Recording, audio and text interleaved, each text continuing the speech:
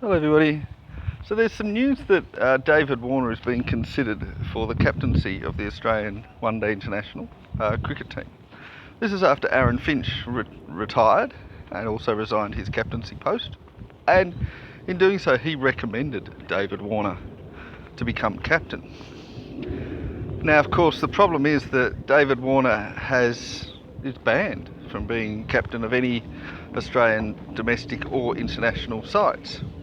He's allowed to be captain overseas, and he has been in the IPL, but not in Australia. That's not allowed.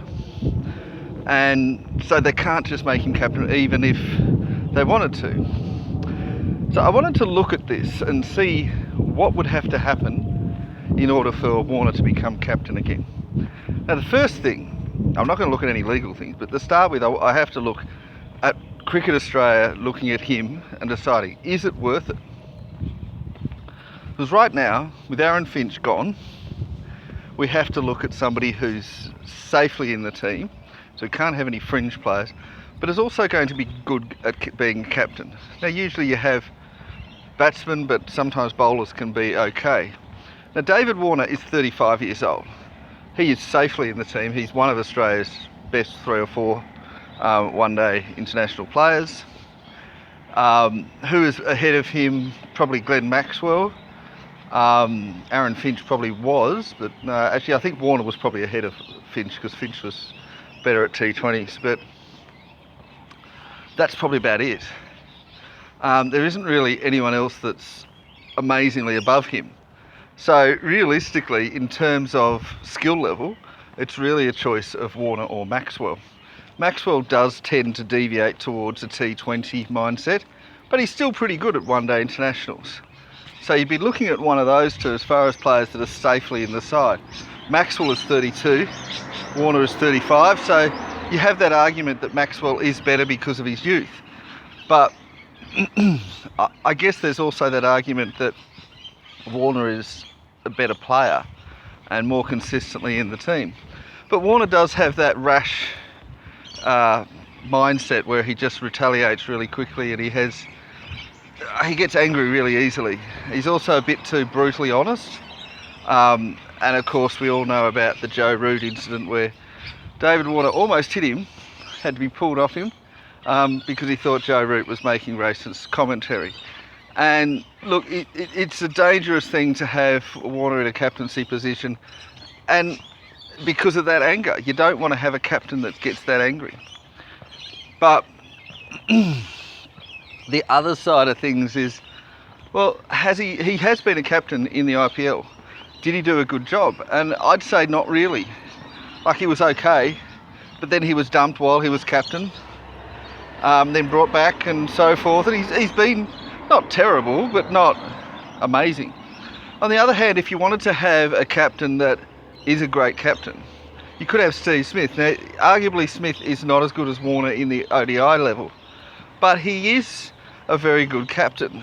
And Smith is not banned for life. He was banned for 1 year as captain. I think it might have been 1 year all up and 2 years as captain, but he's allowed to be captain again. So you'd have a better captain, a younger player, and you wouldn't have to jump through hoops. So I think a more sensible option is to put Smith in. No, Smith is not, like, he's a little bit of a fringe player in ODIs. I guess that's the danger. Whereas Warner is safely in there, and even a drop of form would not leave Warner on the sidelines. Now Smith is a much better test player, but he's not as good an ODI player, and that would be the danger of putting him in there. You could also consider someone like a Cameron Green, but I'm not sure that he's yet consistent enough in the ODI team. And again, you've got Glenn Maxwell. I'm not sure that he's a bit erratic himself. It is certainly not an easy decision to make. But let's say that Cricket Australia decide to go ahead with having David Warner in the side and being the captain. They decide, oh, he's 35, but look, he's fit and healthy, still in form. Maybe he'll keep going for 5 years. Some players have still going when they're 40. And even if it's just for 2 or 3 years, maybe that's long enough for them to decide on a more permanent replacement, and then they can have someone like a Cameron Green. And they, of course, have to decide that the public are going to be okay with it all. Now, they can't just overturn the ban. If they did, then bans wouldn't have much integrity. So it's an integrity issue. They can't just overturn the ban. They have to go through a proper appeal. So if they were going through the appeal, so they've decided, they've done all that risk management sort of decision making, and they've decided that it's worth it to keep him, worth it to give him a try. And then they say, all right, well, what would we have to do? So they can't just overturn the ban. Maybe that'd work in some other countries. I think they do that sort of thing in Pakistan. But in Australia, we like to have laws that mean a bit more than that. So we couldn't do it. It would just ruin the whole structure. So they'd have to go through an appeal. Now, then there's the argument that, oh, he confessed, therefore we can't have an appeal. Now, the problem is he didn't actually confess. Nor did Smith, nor did Bancroft. All they said was that they accept the punishments, that they decided not to appeal. Deciding not to appeal is not the same thing as a confession. And we need to have that. We need to say, oh, he never confessed, and he never relinquished his right to an appeal. All that he said was that he decided not to appeal. Not the same thing. And that's true in a legal sense. But there is also that argument that says, well, because he didn't appeal, therefore it counts as a confession, and therefore we can't let him appeal now. So you'd need to get over that, and that'd need to be decided whether that allows an appeal. And it might well be, well, he can't have an appeal because he didn't appeal at the time.